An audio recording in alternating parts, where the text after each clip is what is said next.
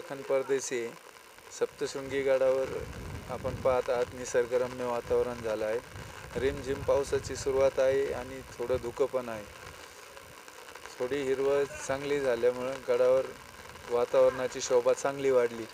सप्तशृंगी गड हे महाराष्ट्रातील 3.5 शक्तिपीठमधलं अर्ध संपूर्ण पीठ आहे. इथं भाविकांची गर्दी नेहमी झालेली असते. पावसाचं वातावरण आहे. घाटात कोणत्याही प्रकारची दरड किंवा दगड कोसळलेले नाही आहे. उगाच अफवांवर विश्वास ठेवू नये. सांभाळून घाटातील प्रवास करावा. हळूवार येणे, सहकार्य करणे आणि हळूवार जगदंबेच्या चरणी लीन होणे. तशी तुम्हाला जास्त अडचण यायसारखं नाही. हळू प्रवास करणे. ज्याची घरची बाईक असेल, गाडी असेल किंवा बस सुविधा चालू आहे, नाशिकहून ही सेवा चालू आहे. हळूवार घाटातून प्रवास करणे आणि सांभाळून प्रवास करणे, जेणेकरून कोणताही अपघात घडणार नाही.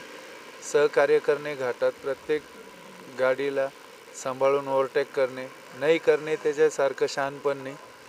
सांभाळून येणे. ज्यांना वृद्ध अपंग माणसं आहे त्यांना रोपवे अशी सुविधा चालू केलेली आहे इथून.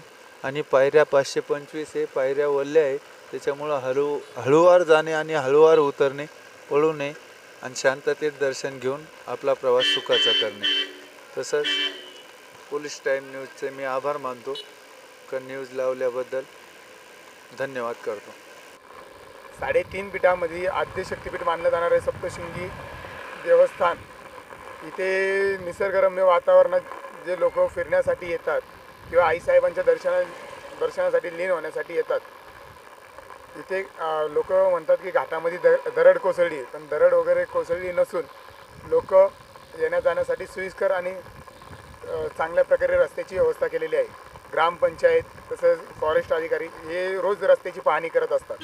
आणि तुम्हाला येण्यासाठी रोपे गेटजवळ ना अपंग लोकांसाठी त्यांनी व्यवस्था केलेली, व्हीलचेअरची असो किंवा भाविकांना दर्शनाची असो. आणि वातावरणाचा जर आपण अंदाज घेतला तर इथं निसर्गरम्य वातावरण आणि हिरवगाळ वातावरणासाठी लोक आनंद घेण्यासाठी भाविक लोक खूप दर्शनासाठी येत राहतात. त्यांना माझी एवढीच विनंती आहे की घाटातून येताना कुणीही मस्ती करू नये, कारण की हे धुक्यामध्ये काही गाड्या वगैरे दिसत नाही. पार्किंग लाईट आपली चालू करून सोयीस्करपणे हळूहळूपणे येणे. आणि दर्शनाला येत असताना कुणीही फास्टमध्ये रायडिंग वगैरे काही करू नये, कारण की रायडिंग करताना त्याचा जीव गमवेल असं काही करू नये. एकदम हळूवारपणे येणे, आईसाहेबांचं दर्शन घेणे आणि हळूवारपणे आपल्या घरी सुखरूपपणे जाणे.